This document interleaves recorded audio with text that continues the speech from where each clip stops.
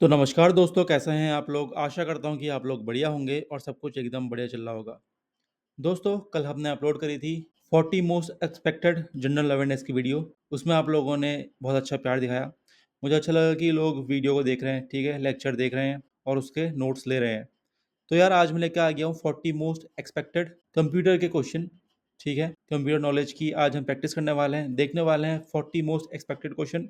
Again मैं लेने वाला हूँ गाइडली का मॉक, ठीक है। देखो यार, ज़रूरी नहीं है आप इसी को फॉलो करो, कोई भी मैंडेटरी चीज़ नहीं है ये। बस यार अगर आपके पास ये नहीं है तो क्वेश्चन को फॉलो करो, ठीक है। क्वेश्चंस है कंप्यूटर में लगभग सारे सेम ही होते हैं, बस घुमा फिरा के आते हैं। तो आप ये भी कर लोगे तो इनफ है, ठीक है। नॉट दिस 40 क्वेश्चंस, मेहनत तो आपको और करनी पड़ेगी और ज़्यादा क्वेश्चन देखने पड़ेंगे, बट इनमें से भी आपके क्वेश्चन आ सकते हैं। तो इस वीडियो को आज अच्छे से देखना। और एक और चीज़ मुझे आपसे कहनी है, वो ये है कि यार हम 1000 सब्सक्राइबर्स के पास जल्दी पहुंचने वाले हैं।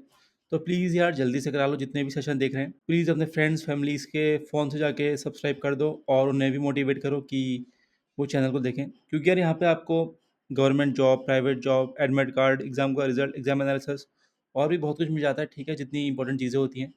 तो प्लीज़ यार एक गुजारिश है आप लोगों से कि आप लोगों ने तो कर ही दिया है, ठीक है, अपने घर वालों के फ़ोन से, दोस्तों के फ़ोन से। और यार प्लीज़ पहले तो 900 सब्सक्राइबर करवा दो, ठीक है। देख के खुशी लगती है, मोटिवेशन मिलता है कि आप लोग इतनी सीरियसली क्लास को लेते हो, ठीक है। और यार डेली क्लासेस चाहिए तो नीचे कमेंट में बताओ कि डेली क्लासेस चाहिए हमें, ठीक है। कोशिश करूंगा कि डेली क्लासेस आएँ कंप्यूटर और जनरल अवेयरनेस की, ठीक हो गया। आओ यार अब शुरू करते हैं। तो दोस्तों बात करते हैं सबसे पहले क्वेश्चन की, जो कि है a technique used by codes to convert an analog signal into a digital bit stream is known as. ये ऑप्शंस हैं pulse code modulation, pulse stretcher, query processing, queue management, none of these. तो answer इसका बनता है pulse code modulation, ठीक है। आइए थोड़ा पल्स कोड मॉड्यूलेशन के बारे में देख लेते हैं। तो पल्स कोड मॉड्यूलेशन यानी कि पीसीएम, ये एक डिजिटल स्कीम है फॉर ट्रांसमिटिंग एनालॉग डेटा, ठीक है।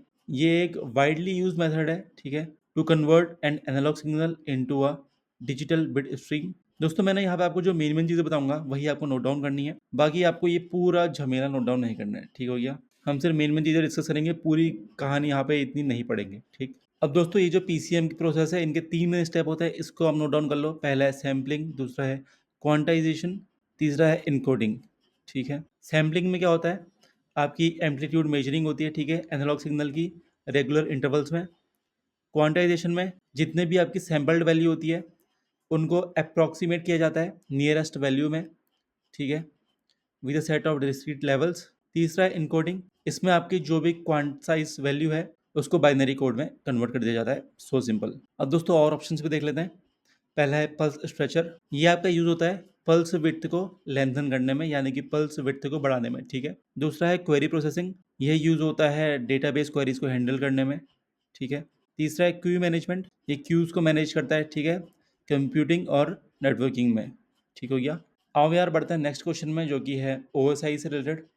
तो OSI stands for open system interconnection, ये नोट डाउन कर लो, आ सकता है, बहुत चांसेस हैं, ठीक है। ओएसआई यानी कि ओपन सिस्टम इंटरकनेक्शन। देखो दोस्तों, आईएसओ ना एक स्टैंडर्ड है जो प्रोवाइड करता है universal set of rules and requirements for networking protocols to allow communication between different systems world wide, ठीक है। मेन चीज़ ये समझ लो कि ये एक कम्युनिकेशन करवाने के काम आता है, ठीक हो गया। अब दोस्तों ओएसआई मॉडल में आपकी 7 लेयर्स होती हैं, बहुत ही यूजफुल लेयर्स हैं, इनको आप नोट डाउन कर लेना। पहला है फिजिकल लेयर, यहाँ पे ट्रांसमिशन ऑफ रॉ बिट्स होता है ओवर अ फिजिकल मीडियम। दूसरा है डेटा लिंक लेयर, यहाँ पर आपकी एरर डिटेक्शन को हैंडल किया जाता है और फ्रेमिंग होती है, ठीक है। तीसरा है आपका नेटवर्क लेयर, यहाँ पर आपका राउटिंग, एड्रेसिंग और डेटा पैकेट फॉरवर्डिंग होती है। चौथा है ट्रांसपोर्ट लेयर, ये आपका डेटा ट्रांसपोर्ट, ठीक है, इंश्योर करता है कि आपका जो डेटा ट्रांसपोर्ट हो रहा है वो रिलायबल हो बिटवीन सिस्टम्स, ठीक हो गया। सेशन लेयर मैनेज सेशंस और कनेक्शंस बिटवीन नेटवर्क एप्लीकेशंस। देखा है दोस्तों, अब आप पहली बार इसको पढ़ रहे हो ना, आपको बहुत डीपली जाना पड़ेगा। अगर आपने बीसीए या फिर बीटेक करी है तो आपको अच्छे से समझना पड़ेगा। अभी आप ऊपर ऊपर मोटा मोटा समझ लो जो भी मैं बता रहा हूँ, इसको आप नोट डाउन कर लो, क्योंकि आपका एज इट इज आ सकता है। देखो थोड़ा बहुत क्वेश्चन को घुमाएगा हल्का सा, बट इतना ही नहीं घुमा देगा कि पूरा ही मीनिंग चेंज हो जाए, ठीक है। तो इतना भी अगर आप मोटा मोटा लिख लोगे ना जो मैं बोल रहा हूँ, ज़्यादा डीप मत समझो मीनिंग, ठीक है, बस हल्का फुल्का फ्रेम कर लो उस चीज़ को बस। क्योंकि यार आपका कंप्यूटर बैकग्राउंड से नहीं हो ना, थोड़ा टफ होगा इन चीज़ों को डीपली समझना। और यार एग्ज़ाम इतना भी दूर नहीं है कि आप अच्छे से समझने बैठो इन चीज़ों को, ठीक है। रिपीट करो, ठीक है, इसी चीज़ को रिपीट करते रहो रिवीजन लूप में, कंप्यूटर आपको ज़्यादा टफ नहीं लगेगा। सिक्स लेयर दोस्तों presentation layer, translate data format, encryption and compression. ठीक है, तो यार इतनी सिंपल चीज़ें हैं, अब इसको भी आपको समझने की ज़रूरत नहीं है, बस नोट डाउन करो। ठीक है, सातवां है application layer, interfaces directly with and user software and provides network services. ठीक हो गया, बढ़ते हैं नेक्स्ट क्वेश्चन की तरफ, जो कि दोस्तों शिफ्ट रजिस्टर के ऊपर। शिफ्ट रजिस्टर क्या होता है? एक स्पेशल टाइप का डिजिटल रजिस्टर होता है। ठीक है, और क्या काम करता है? बिट्स को मूव करता है लेफ्ट या फिर राइट। ठीक है, इतना याद कर लो कि ये बिट्स को लेफ्ट या फिर राइट शिफ्ट करता है। ठीक हो गया, इसका पर्पस देख लेते हैं कि ये यूज किस लिए होता है। शिफ्ट रजिस्टर यह यूज होता है डेटा स्टोरेज में, डेटा ट्रांसफर में और डेटा मैनिपुलेशन ऑपरेशंस में। इतना ही आप याद कर लो, बाकी चीज़ें करने की जरूरत नहीं है। बाकी ऑप्शन देख लेते हैं। पहला है काउंटर। देखो दोस्तों, काउंटर एक सर्किट होता है जो काउंट करता है पल्सेस को और स्टोर करता है काउंट वैल्यू को। ठीक है, दूसरा है लोडर। लोडर यूज होता है डेटा को लोड करने में रजिस्टर या फिर मेमोरी में। ठीक हो गया, तीसरा है एडर। एडर आपका करता है एरिथमेटिक एडिशन बाइनरी नंबर्स की। ठीक हो गया, चलते हैं नेक्स्ट क्वेश्चन में, जो कि है a set of information that defines the status of resources allocated to a process is dash। Option हैं आपके process control block, ALU। ALU की फुल फॉर्म याद रख लेना, अरिथमेटिक लॉजिक यूनिट। ठीक है, तीसरा है रजिस्टर यूनिट, चौथा है प्रोसेस डिस्क्रिप्शन, पांचवा है नन ऑफ दीज। तो इसका आंसर हो जाएगा दोस्तों प्रोसेस कंट्रोल ब्लॉक। ठीक है, अब दोस्तों PCB क्या होता है, यानी कि प्रोसेस कंट्रोल ब्लॉक। ये एक डेटा स्ट्रक्चर होता है जो होल्ड करता है आपका प्रोसेस की इंफॉर्मेशन को। ठीक है, बहुत सिंपल है। और दोस्तों PCB acts as a repository for all data needed to manage and track the process execution. ठीक हो गया, अब दोस्तों यहाँ पे हमें समझना पड़ेगा कि प्रोसेस कंट्रोल बोर्ड और प्रोसेस डिस्क्रिप्शन के बीच में फ़र्क क्या है, ये भी आ सकता है। तो process control board real time data structure को कैप्चर करता है, resource allocation and process status. ठीक है, जबकि process description descriptive set of data है about process characteristics mainly for understanding and documentation. ठीक हो गया, अगर हम बाकी दो ऑप्शन को देखें, ALU रजिस्टर यूनिट को, तो ALU का काम है, ये है एक डिजिटल सर्किट, CPU के अंदर ही ये होता है। ठीक है, एरिथमेटिक लॉजिक यूनिट, जो आपके एरिथमेटिक और लॉजिक ऑपरेशंस को परफॉर्म करता है। रजिस्टर यूनिट आपके रजिस्टर्स कंबाइन करते हैं use by CPU to store data temporarily, जो हमने अभी पढ़ा था। ठीक है, ये याद रख लेना कि यहाँ पे डेटा टेम्परली स्टोर होता है। ठीक है, परमानेंट नहीं होता रजिस्टर्स में। दोस्तों बात करें नेक्स्ट क्वेश्चन की, जो कि है शॉर्टकट टू रन थीजोरस चेक। ठीक है दोस्तों, जब आप वर्ड प्रोसेसिंग में काम करोगे, वर्ड प्रोसेसिंग सॉफ्टवेयर्स में, जैसे कि माइक्रोसॉफ्ट वर्ड हो गया, तो जब आपको थीजोरस की हेल्प चाहिए होगी, ठीक है, यू फाइंड सिनोनिम्स और alternative words to enhance your writing. ठीक है, तो ये आपको हेल्प करेगा सिनोनिम्स और अल्टरनेटिव वर्ड्स को फाइंड करने में, ताकि आपकी जो राइटिंग हो वो एनहेंस हो सके। ठीक है, निहर के आ सके। तो इसके लिए आप दबाते हैं शिफ्ट प्लस F7। ठीक है, जब आप ये दबाएंगे तब आपको मैनुअली सिनोनिम्स वगैरह सर्च नहीं करने पड़ेंगे। ठीक है, ये क्विक शॉर्टकट है। बात करें दूसरे ऑप्शंस की, तो शिफ्ट प्लस A का काम है, तो ये तो दोस्तों थीसरस में काम नहीं आता है। ठीक है, ऐसा कुछ नहीं दिया है। और बाकी अगर आप देखें तो शिफ्ट प्लस A का यूज़ होता है जब आपको अपर केस में A लिखना हो। ठीक है, अगर आपको कैपिटल A लिखना हो तो आप शिफ्ट प्लस A को दबा सकते हैं। अगर आपको कैप्स लॉक की नहीं दबानी तो उस चीज़ के लिए काम आ जाता है। ठीक हो गया, शिफ्ट प्लस A। बाकी शिफ्ट प्लस वाई, इसके लिए भी सेम वही होगा। अगर आपको कैप्स नहीं दबाना तो आप शिफ्ट प्लस वाई दबाओ, कैपिटल वाई आपका बन जाएगा। शिफ्ट प्लस F7 आ गया हमारा, थीजरस को रन करने के लिए आप शिफ्ट प्लस F7 दबाएंगे। शिफ्ट प्लस F3 अगर आप दबाते हैं, टेक्स्ट केस चेंज कर देगा जितना आपने सिलेक्ट करा होगा माइक्रोसॉफ्ट वर्ड में। ठीक है, ये सिलेक्ट वाले का चेंज करेगा। ठीक हो गया दोस्तों, मूव ऑन करें नेक्स्ट क्वेश्चन में। आओ यार, तो दोस्तों नेक्स्ट क्वेश्चन कहते हैं कि लैपटॉप की ज़रूरत हमें तब पड़ी जब हमें अपने कंप्यूटर को पोर्टेबल बनाना था। ठीक है, पोर्टेबल मतलब जो कि आसानी से हम ले जा सके इधर से उधर। और दोस्तों कंप्यूटर्स, अर्ली पोर्टेबल कंप्यूटर्स बनाने की शुरुआत हुई 1970s में और 1980s में। ठीक है, और जुलाई 1980 में सबसे पहला हमारा लैपटॉप निकल के सामने आया, जो कि था इप्सन। ठीक है, ये एक पोर्टेबल कंप्यूटर था और ये बनाया था यूकियो योजोकावा ने। ये एक इंजीनियर थे। ठीक है, जो सुवा शेइकोसा के साथ वर्क कर रहे थे with the division of Cisco, now known as, अब इसको जाना जाता है सीको एप्सन के नाम से। और उन्होंने इसको पेटेंट भी करवाया। ठीक है, जो कि जिसको हम आज कंप्यूटर हिस्ट्री में याद रखते हैं। तो आप इतना याद रखो कि जुलाई 1980 में सबसे पहला पोर्टेबल कंप्यूटर लैपटॉप यूज़ हुआ, जो कि है एप्सन। ठीक है दोस्तों, बात करें दूसरे ऑप्शन की, तो हेवलेट पैकर्ड यानी कि जो आपका HP कंपनी है 1980 में रिलीज़ हुई थी। ठीक है दोस्तों, HP ने पोर्टेबल कंप्यूटर्स तो नहीं बनाए, बट उनका HP 110 मॉडल आया था बाद में। ठीक है, जो कि 1984 में था। इप्सॉन 1980 का तो आप समझ गए, पहला पोर्टेबल लैपटॉप कंप्यूटर, तो इसको आप नोट डाउन कर लो। लैपलिंक ट्रैवलिंग सॉफ्टवेयर INC 1982, ये दोस्तों लैपलिंक अपने सॉफ्टवेयर सॉल्यूशन बनाते हैं, ठीक है, हार्डवेयर मैन्युफैक्चरिंग ये नहीं करती है। टेंडी मॉडल 200 1985, दोस्तों टेंडी का आया था मॉडल 200, बट ये आया था इप्सॉन 1980 के बाद, ठीक है। तो आप मेन ये याद रखेंगे कि जुलाई 1980 में इप्सॉन लॉन्च हुआ था, ठीक हो गया। अब दोस्तों हमें ये चीज़ याद रखने की ज़रूरत है, मैं आपको इतना सब कुछ नहीं बताने वाला हूँ, ठीक है, सीधे आप सब कुछ इसी में याद रखोगे समरी में। ये देखो टोपोलॉजीज होती हैं, ठीक है, 5 टोपोलॉजीज हमारे पास होती हैं और कनेक्शन पैटर्न इनके कुछ होते हैं, और ठीक है ये आप देख लो। सबसे पहला होता है स्टार, इसमें दोस्तों सारे नोड्स ना सेंट्रल हब से कनेक्टेड होते हैं। अगर मैं आपको दिखाऊं, ये देखो दोस्तों, ये है स्टार टोपोलॉजी का मतलब। देखो इतने डिवाइसेस हैं और ये सब कुछ कनेक्टेड है एक हब से, ठीक है। तो ये हो गया सेंट्रल नोड, तो ये सेंट्रल ये चीज़ हो गई हब, ठीक है। तो इसको हम बोलते हैं जब ये सब कुछ एक से कनेक्टेड हो, इसको स्टार टोपोलॉजी बोला जाता है, ठीक हो गया। दूसरा दोस्तों बस टोपोलॉजी। अब दोस्तों यहाँ पे क्या है कि ये 5 के 5 डिवाइसेस एक सिंगल केबल से कनेक्टेड है। ये देखो एक केबल जा रही है ना, एक केबल से 5 के 5 डिवाइसेस कनेक्ट है, तो ये हो गया आपका बस टोपोलॉजी, ठीक है। बात करें रिंग टोपोलॉजी की, रिंग सबसे सिंपल है क्योंकि देखो यहाँ पे एक रिंग जैसी बन रही है। अगर ये आपको समझ में नहीं आ रहा तो ये देख लो यार, एक रिंग जैसी बन रही है, ठीक है। तो ये हो गया रिंग टोपोलॉजी, इसमें रिंग के स्ट्रक्चर में सारे कंप्यूटर्स कनेक्टेड हैं, ठीक हो गया।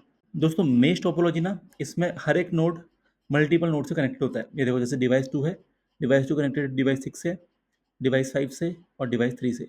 तो एक नोड मल्टीपल नोड से हमें कनेक्टेड है, साथ ही ये डिवाइस 1 से भी कनेक्टेड है, डिवाइस 4 से भी कनेक्टेड है, ठीक हो गया। अब दोस्तों लास्ट है हमारा हाइब्रिड नेटवर्क टोपोलॉजी। ये एक मिक्स है यार दोस्तों, ठीक है।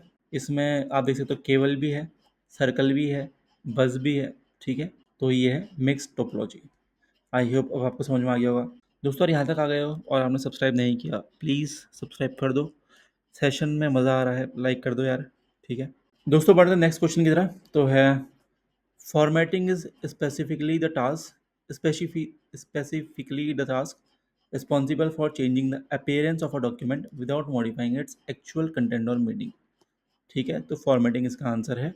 जब दोस्तों आप वर्ड प्रोसेसर के साथ वर्क करते हो ना, तो the process of changing how the document looks, कि डॉक्यूमेंट दिखेगा कैसे, ठीक है, विदाउट उसकी कोई मीनिंग को चेंज करते हुए, कोई भी कंटेंट को चेंज करते हुए, उसको बोलते हैं फॉर्मेटिंग। अब फॉर्मेटिंग में देखते हैं क्या क्या चीज़ें आती हैं। आपका फ़ॉन्ट स्टाइल और साइज़ हो गया, ठीक है। किसी फ़ॉन्ट को आपने टेक्स्ट उसका बोल्ड कर दिया या फिर इटैलिक कर दिया या फिर अंडरलाइन कर दिया, ठीक है। पैराग्राफ की अलाइनमेंट कर दिया आपने, लेफ्ट सेंटर राइट, ठीक है, जस्टिफाइड कर दिया उसको, लाइन में कुछ स्पेसिंग दे दी, कुछ मार्जिन दे दिया, ठीक है। तो ये आपका हो गया फॉर्मेटिंग के अंदर। इसमें देखो कोई भी चीज़ हमारी चेंज नहीं हो रही है, जैसे कि हम किसी वर्ड को चेंज वैसे नहीं कर रहे हैं। जैसे मान लो आशीष का नाम काट के हमने, ठीक है, कुछ भी चेंज कर दिया, तो हम वो चीज़ नहीं कर रहे हैं यहाँ पे।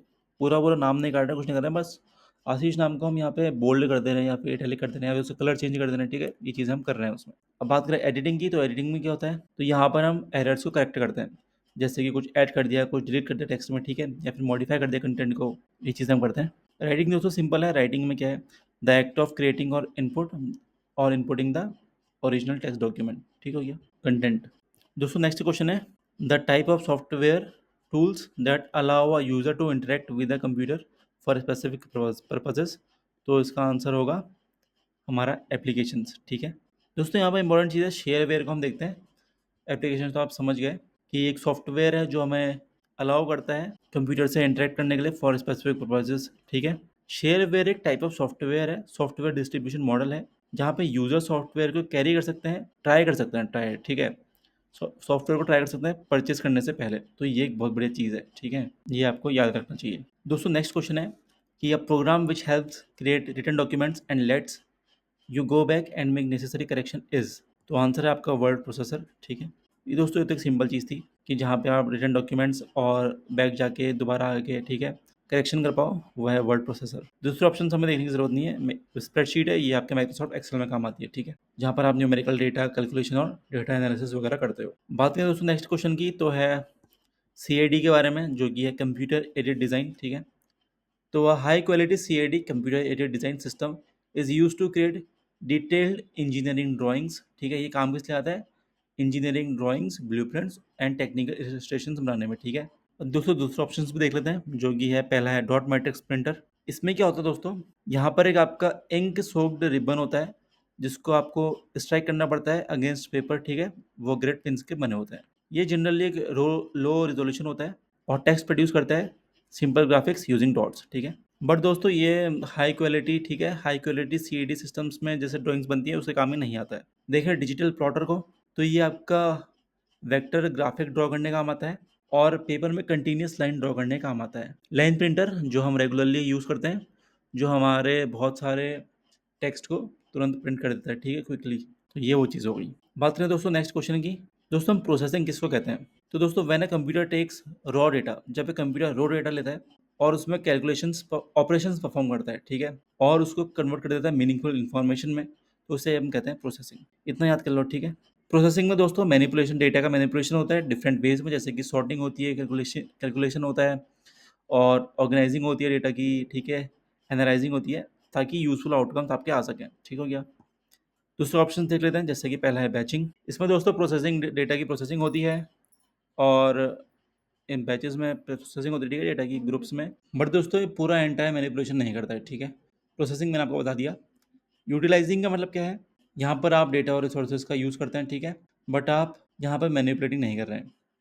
अपग्रेडिंग का मतलब क्या होता है कि आप सिस्टम कंपोनेंट्स ऑफ सॉफ्टवेयर को इम्प्रूव कर रहे हैं, अपग्रेड कर रहे हैं उनको, ठीक है, ताकि वो इम्प्रूव होकर एफिशिएंटली और अच्छे से काम कर सकें। सेपरेटिंग का मतलब क्या होता है? मतलब है कि डिवाइडिंग डेटा, ठीक है, स्मॉल पार्ट ऑफ प्रोसेसिंग है बट नॉट ओवरऑल कंसेप्ट, ठीक है। बात करें दोस्तों नेक्स्ट इंपॉर्टेंट क्वेश्चन की, जो कि है दोस्तों bit.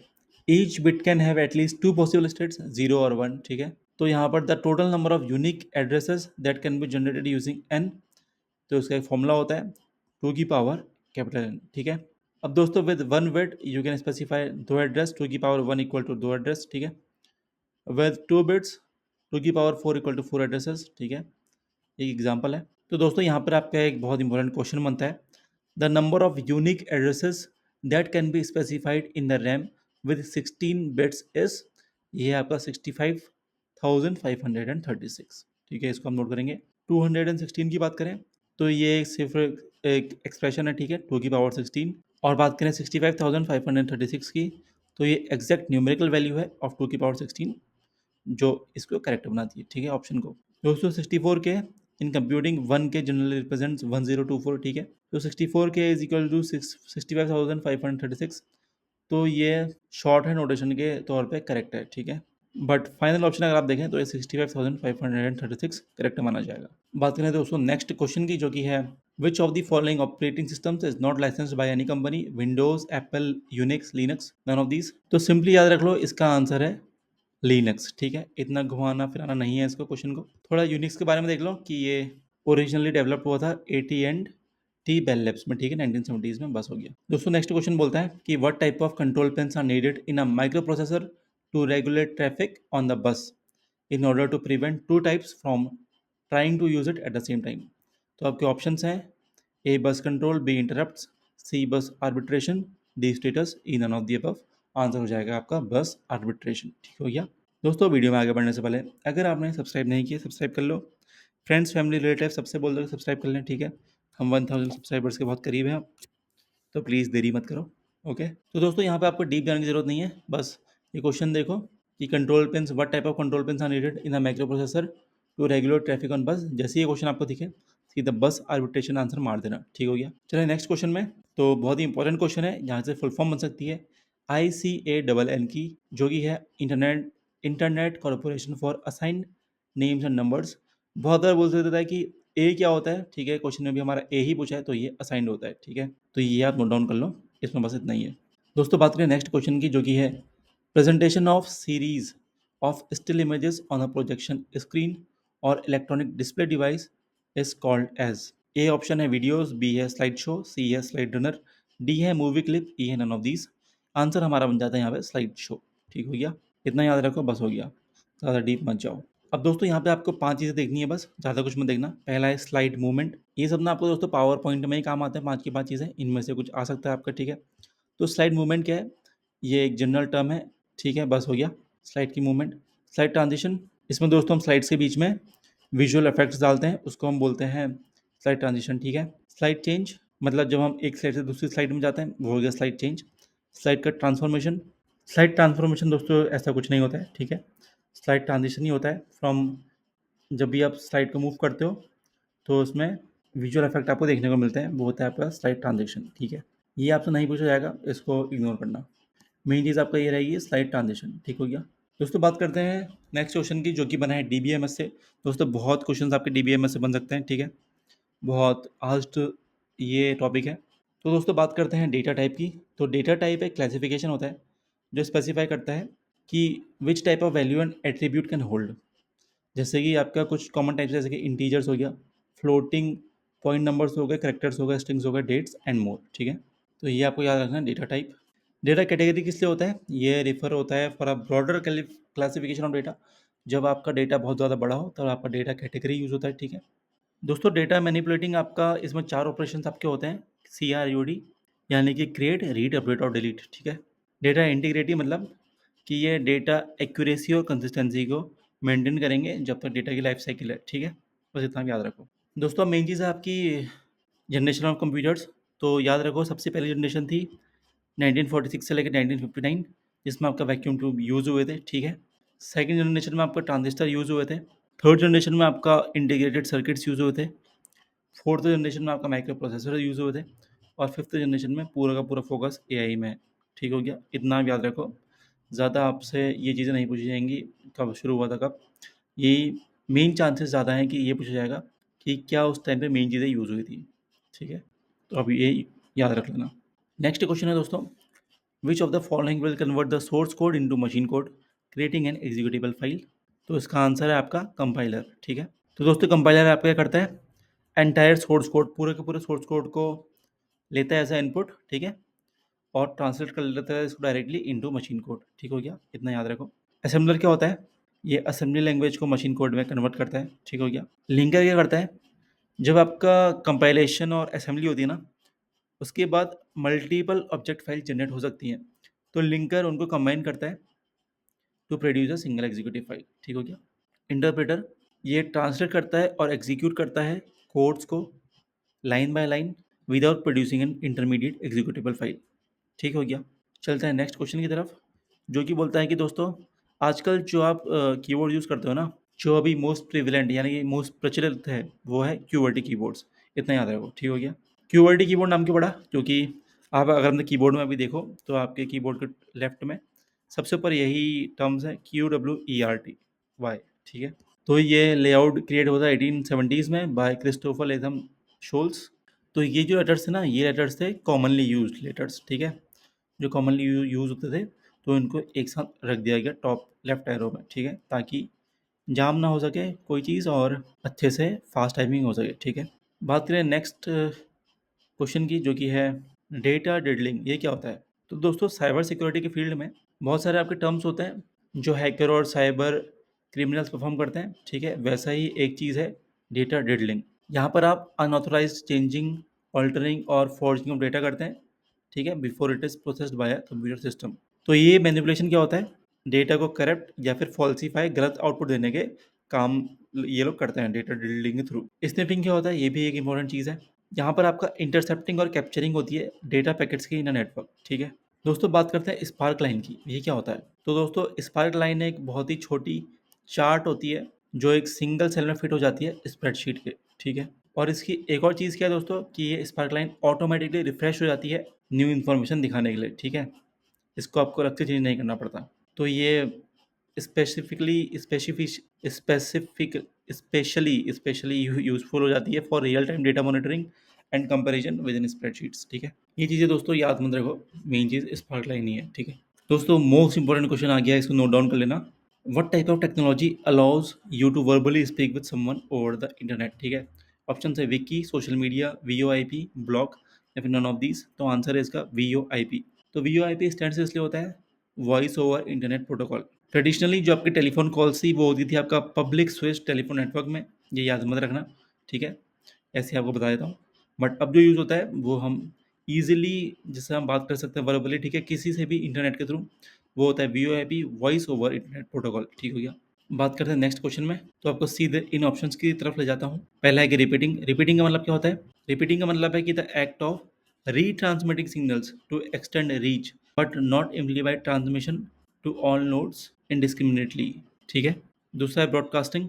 Broadcasting is the process of sending data to all nodes in a broadcast domain, but is generally more relevant to LAN and specific network layers. ठीक है, ऑप्टिमाइजिंग का मतलब क्या है? तो इसका मतलब है आपकी एफिशिएंसी को इम्प्रूव करने का काम. ठीक है, ऑप्टिमाइजिंग. फ्लडिंग का मतलब क्या है? It sends data to all the nodes without routing. ठीक है. टोकन पासिंग क्या है? टोकन पासिंग एक कंट्रोल्ड एक्सेस है जहाँ पे एक token is pass through nodes sequentially मतलब एक के बाद एक. ठीक हो गया, ये आप याद रख लेंगे. बात करें नेक्स्ट क्वेश्चन की, जो कि है which of the following devices operates at the data link layer and filters traffic based on MAC addresses. Option A है राउटर, बी है हब, सी है रिपीटर, डी है ब्रिजेस, ई है गेटवे. तो आंसर यहाँ पे आपका बन रहा है ब्रिजेस. ठीक है. तो दोस्तों यहाँ पे आप देख लो फिजिकल लेयर डिवाइसेस लेयर 1, यहाँ पे आपका होता है हब्स एंड रिपीटर्स, ये आपका आ सकता है. ठीक है. Data link layer devices layer 2 में आपका होता है ब्रिजेस और स्विचेस. लेयर 3 में आपका होता है राउटर्स एंड आईपी एड्रेसेस. ठीक हो गया. और एक काम किस लिए आते हैं? To route packets across different networks. Gateway क्या होता है? ये मल्टीपल लेयर्स में ऑपरेट करता है depending on the protocol conversion needed. ठीक हो गया. अब ब्रिज क्या होता है? ब्रिज एक डिवाइस है जो कनेक्ट करता है टू और more separate local area network segments. ठीक है. और ये ऑपरेट करता है डेटा लिंक लेयर 2 में ऑफ द ओएसआई मॉडल. ठीक हो गया. इतना ही याद रख लेंगे. दोस्तों नेक्स्ट क्वेश्चन है a special key that uniquely define identifies each record in the table is known as. तो इसका आंसर बनता है प्राइमरी की. अब आपको और की भी दिखा देता हूँ. पहला है सुपर की. सुपर की एक सेट है वन और मोर एट्रीब्यूट्स जो डेटा को कलेक्टिवली ले सकता है और ये टेबल में कोई सी भी रिकॉर्ड को यूनिकली आइडेंटिफाई कर सकता है. ठीक है. दूसरा एक कैंडिडेट की. ये दोस्तों एक मिनिमल सुपर कीज होती हैं. यहाँ पे कोई भी अननेसेसरी मतलब फालतू का एट्रीब्यूट नहीं होता है. ईच कैंडिडेट की can uniquely identify a record and is potential choice for the primary की. ठीक है. एक टेबल में मल्टीपल कैंडिडेट कीज हो सकती हैं. प्राइमरी की बात करें तो इसमें यूनिक वैल्यूज होती हैं और नल्स इसमें नहीं होते हैं. ठीक है. कंपोजिट की में क्या होता है? ये एक स्पेशल टाइप की कैंडिडेट की होती है या फिर प्राइमरी की जो दो या दो से ज़्यादा एट्रीब्यूट्स कंबाइंड इसमें होते हैं to uniquely identify a record when a single attribute is insufficient. अगला है अल्टरनेट की. ये कैंडिडेट कीज होती हैं जो सिलेक्टेड नहीं होती हैं एज अ प्राइमरी की बट यूनिकली आइडेंटिफाई रिकॉर्ड्स. ठीक है. बात करें नेक्स्ट क्वेश्चन की कि चार्ट विजार्ड क्या होता है. ठीक है. तो दोस्तों जब हम चार्ट्स बना रहे होते हैं अपना स्प्रेडशीट में या फिर डेटा विजुअलाइजेशन सॉफ्टवेयर में तो ये प्रोसेस ना बहुत ही मल्टीपल स्टेप्स इन्वॉल्व कर सकते हैं. ठीक है. जैसे कि सिलेक्टिंग द डेटा रेंज को सिलेक्ट करना, चार्ट टाइप को सिलेक्ट करना, ठीक है, चूज करना, चार्ट एलिमेंट्स को कस्टमाइज करना और फाइनली प्लेसिंग द चार्ट. ठीक है. तो ये बहुत सारी प्रोसेसेस है. तो ये मल्टी स्टेप प्रोसीजर को सिंप्लीफाई करने के लिए हमारे पास बहुत सारे सॉफ्टवेयर एप्लीकेशन होते हैं जो कि फीचर प्रोवाइड करते हैं, बोलते हैं उसको चार्ट विजार्ड. ठीक हो गया. इतना आप याद कर लो. बात करें दोस्तों नेक्स्ट क्वेश्चन की तो मैं आपको डायरेक्टली इन ऑप्शंस के थ्रू ले जाता हूँ जो कि इंपॉर्टेंट है. मेन फ्रेम कंप्यूटर, कंप्यूटर नहीं, मेन फ्रेम क्या है? This is a powerful computer. ठीक है. जहाँ पे आपका लार्ज स्केल कंप्यूटिंग होती है. ठीक हो गया. दूसरा है सुपर कंप्यूटर. ये एक हाई परफॉर्मेंस कंप्यूटर मशीन है. ठीक हो गया. क्लाइंट क्लाइंट क्या है? इट इज़ अ डिवाइस और program that access services provided by server. ठीक हो गया. नेटवर्क क्या है दोस्तों? नेटवर्क से पहले हमें समझना पड़ेगा सर्वर. तो सर्वर एक स्पेशलाइज्ड कंप्यूटर्स है या फिर सॉफ्टवेयर सिस्टम्स हैं जो कि डिज़ाइन करे गए हैं to manage store and share resources such as files application और डेटा. ठीक है. इनको स्टोर करने के लिए. और जो रिसोर्सेज हैं ये मल्टीपल डिवाइसेज में शेयर किए जाते हैं जिनको हम क्लाइंट रिफर कर सकते हैं. ठीक है. अब इस शेयरिंग को ये शेयरिंग इफेक्टिवली हो सके तो सर्वर्स को हम कनेक्ट करते हैं सेट ऑफ डिवाइसेस में जो कम्युनिकेट कर सकती हैं विच ईच अदर. ठीक है. और यही कलेक्शन ऑफ कनेक्टेड डिवाइसेस, ठीक है, इसको हम बोलते हैं नेटवर्क. ठीक हो गया. दोस्तों बात करते हैं हमारा नेक्स्ट इंपॉर्टेंट क्वेश्चन जो कि है ऑपरेटिंग सिस्टम. तो ऑपरेटिंग सिस्टम एक्ट करता है as a intermediary between the computer hardware and the user. ठीक है. ये मैनेज करता है हार्डवेयर रिसोर्सेज को और एक प्लेटफॉर्म प्रोवाइड करता है फॉर एप्लीकेशन सॉफ्टवेयर ताकि एप्लीकेशन सॉफ्टवेयर रन हो सके. ठीक है. प्राइमरी रोल क्या है ऑपरेटिंग सिस्टम का? To provide user interface. अब यहाँ पर यूजर इंटरफेस के वेरियस टाइप्स हो सकते हैं जैसे कि पहला है GUI यानी कि ग्राफिकल यूजर इंटरफेस. अब ये इंटरफेस यूज करता है ग्राफिकल एलिमेंट्स को जैसे कि विंडोज आइकन्स एंड बटन्स. ठीक हो गया. अगला है कमांड लाइन इंटरफेस CLI या फिर कैरेक्टर यूजर इंटरफेस. ये इंटरफेस एक्सेप्ट करता है टेक्स्ट कमांड्स को. ठीक हो गया. दोस्तों नेक्स्ट इंपॉर्टेंट क्वेश्चन है what is the term used for an application that combines the features of more than one application. Option है integrated software, a suite, a combo package, high end या फिर none of these. Answer आपका है integrated software. और दोस्तों direct summary पर चलते हैं. तो इंटीग्रेटेड सॉफ्टवेयर क्या है? एक एप्लीकेशन है combining multiple functional features into a cohesive package. एक ही पैकेज में आपको मल्टीपल फंक्शन यहाँ पे मिल जाते हैं। सूट क्या है आपका, एक बंडल है, ठीक है, जिसको हम एज अ पैकेज होल्ड करते हैं, सेपरेट होता है, ठीक है, इसमें separate applications, a bundle of related but usually separate applications sold as a package. Combo package क्या है, ये एक लेस फॉर्मल टर्म हो गया, ठीक है, इसका भी जनरली मीनिंग एक कॉम्बिनेशन होता है बट नॉट नेसेसरी इंडिकेटेड, ठीक हो गया। हाई एंड क्या है हमारा, हाई एंड डिफर करता है टिपिकली एडवांस या फिर प्रीमियम सॉफ्टवेयर को, ठीक है। दोस्तों बात करें नेक्स्ट इंपॉर्टेंट क्वेश्चन की, जो कि है the blank white area near the edges of every page in a Word document is known as, option है cut mark, margin, new area, gutter या फिर इंडेंट। ऑप्शन हो जाएगा आपका मार्जिन, ठीक है। अब आपको और पॉइंट्स की तरफ लेके चलता हूँ, ऑप्शन की तरफ। जो कि कट मार्क क्या होता है, ये स्मॉल लाइन्स होती है छोटी छोटी, ठीक है, जो आपके मार्जिन के बाहर प्रिंटेड होती है, ठीक हो गया। न्यू एरिया क्या होता है, ये कोई स्टैंडर्ड टर्म नहीं है, ठीक है, वर्ड प्रोसेसिंग में रिगार्डिंग पेज लेआउट इसका कोई मतलब नहीं है ज़्यादा। गटर का मतलब क्या होता है, ये एक एक्स्ट्रा स्पेस है, मार्जिन में ऐड होती है फॉर बाइंडिंग पर्पसेस, प्रिंटिंग में टिपिकली काम आता है। इंटेंट क्या होता है आपका, इंडेंट, जो आपकी स्पेस होती है ना लाइन और पैराग्राफ के बिगनिंग में, उसको हम इंडेंट कहते हैं, ठीक हो गया। दोस्तों नेक्स्ट क्वेश्चन है, which of the following may be use to improve the overall efficiency of a computer system. Option A है एक्सीलरेटर, बी है एग्रीगेटर, सी है इग्निशन मोटर, डी है पैच सिस्टम, ई है none of the above. Option हो जाएगा आपका accelerator, ठीक है, ज़्यादा इसमें आपको डीप डाउन करने की जरूरत नहीं है। दोस्तों GUI हमारा अभी क्वेश्चन में आया था इससे पहले, ठीक है, तो हम GUI को थोड़ा और देख लेते हैं, थोड़ा इंपॉर्टेंट क्वेश्चन नहीं लग रहा है। GUI को दोस्तों हम और क्या बोल सकते हैं, कमांड लाइन इंटरफेस यानी कि CLI। ये एक मैकेनिज्म है where interaction with computer systems और software is carried out entirely through text commands type through keyboard, ठीक है। अब दोस्तों ये वाइडली यूज क्यों हो रहा है डेवलपर्स और सिस्टम एडमिनिस्ट्रेटर या फिर एडवांस यूजर के द्वारा। पहला है दोस्तों, इसमें आपको प्रिसाइज कंट्रोल मिल जाता है ओवर द ऑपरेटिंग सिस्टम और सॉफ्टवेयर। दूसरा है ऑटोमेशन होता है थ्रू स्क्रिप्टिंग। तीसरा है access to remote systems through via command line tools. चौथा है lightweight operation without graphical overhead, ठीक है। दोस्तों नेक्स्ट क्वेश्चन है, dash ensure secure transfer of data over an unsecured network through the internet. Option है antivirus, hacking, cracking, spoofing, cryptography. तो answer हो जाएगा आपका क्रिप्टोग्राफी, ठीक है।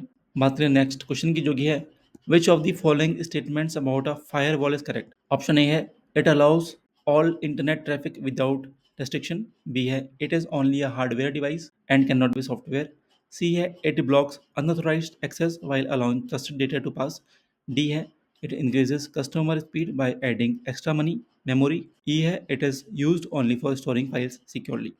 तो आंसर इसका बन जाएगा it blocks unauthorized access while allowing trusted data to pass, ठीक है। दोस्तों हमें और भी चीज़ याद रखनी चाहिए फायरवॉल्स के ऊपर, क्या क्या है। पहला है ट्रैफिक फिल्टरिंग, दूसरा है टाइप्स ऑफ फायरवॉल्स, ठीक है, तीसरा है फंक्शनैलिटी, चौथा है नॉट फॉर स्टोरेज। फायरवॉल्स में कोई भी स्टोरेज डिवाइसेस नहीं होते हैं, ठीक है। फायरवॉल का रोल क्या है, ये सिक्योरिटी पे फोकस्ड है, कोई भी परफॉर्मेंस रिलेटेड इसमें नहीं है चीज़ें। फायरवॉल्स में हार्डवेयर डिवाइसेस, सॉफ्टवेयर एप्लीकेशंस या फिर कॉम्बिनेशन दोनों का आ सकता है। और फायरवॉल्स फिल्टर करते हैं नेटवर्क ट्रैफिक को to block unauthorized access and potentially harmful data, ठीक हो गया। बात करें दोस्तों नेक्स्ट क्वेश्चन की, जो कि है हमारा जियो स्टेशनरी सैटेलाइट के ऊपर। तो ये एक आर्टिफिशियल सैटेलाइट है जो अर्थ के अराउंड रिवॉल्व करती है और इन्फॉर्मेशन ट्रांसमिट करती है अर्थ को दोबारा, ठीक है। तो ये है जियो स्टेशनरी सैटेलाइट। दोस्तों बात करें विच of the following is not a peripheral device, next question. तो यहाँ पे आपको ऑप्शन दिए हुए थे, mouse, keyboard, monitor, printer, scanner, ठीक है। तो दोस्तों बढ़ते हैं नेक्स्ट इंपॉर्टेंट क्वेश्चन की तरफ, जो कि है पेरिफेरल डिवाइस के ऊपर। तो दोस्तों पेरिफेरल डिवाइस एक एक्सटर्नल डिवाइस है जो कनेक्ट करता है कंप्यूटर को, जिसको हम कनेक्ट करते हैं कंप्यूटर में, ठीक है, जिससे हम फंक्शनैलिटी या फिर इनपुट आउटपुट कैपेबिलिटीज ऐड कर सके कंप्यूटर में, ठीक है। तो इसके एग्जांपल्स क्या क्या है, माउस है, कीबोर्ड है, मॉनिटर है, प्रिंटर है, स्कैनर है, ठीक हो गया। CPU इसका एग्जांपल नहीं होगा। मूव ऑन करें दोस्तों हमारे लास्ट क्वेश्चन में, जो कि एक बहुत ही इंपॉर्टेंट क्वेश्चन है। तो विच of the following layers is responsible for converting electrical impulses two bit streams. पहला है presentation, physical, data link, network या फिर नन ऑफ दीज। तो इसका आंसर बन रहा है बी, फिजिकल, ठीक है। दोस्तों लेयर्स के बारे में एक बार आप पढ़ लेना, सारी लेयर्स, ठीक है, जो जो होती है जितनी, ये आपका इंपॉर्टेंट है लेयर्स, ठीक है। एक दो दो तीन क्वेश्चन आपके बन सकते हैं यहाँ से ज़रूर। और यार ये था हमारा आज का सेशन, बताओ कैसा लगा, क्या क्या आपके सुझाव है इस सेशन को लेकर, क्या हम इसको कंटिन्यू करें, ज़रूर बताना, ठीक है। और ऐसी इंपॉर्टेंट वीडियो चाहिए तो सब्सक्राइब करो चैनल को। मिलते हैं कुछ शानदार और धमाकेदार वीडियो में, अभी लेता हूँ अलविदा, तब तक के लिए धन्यवाद।